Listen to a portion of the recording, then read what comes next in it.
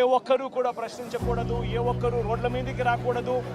ఏ ఒక్కరూ చంద్రబాబు నాయుడు గారిని నిలదీయకూడదు అని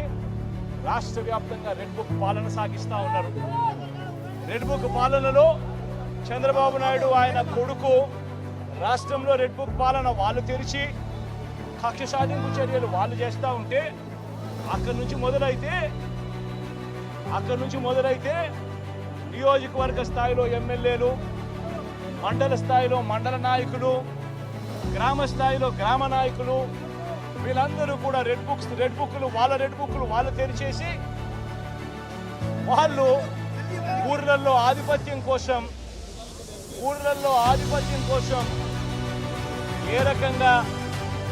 వ్యవస్థలను భ్రష్టుపట్టిస్తూ పోలీసులను నిస్తేజం చేస్తూ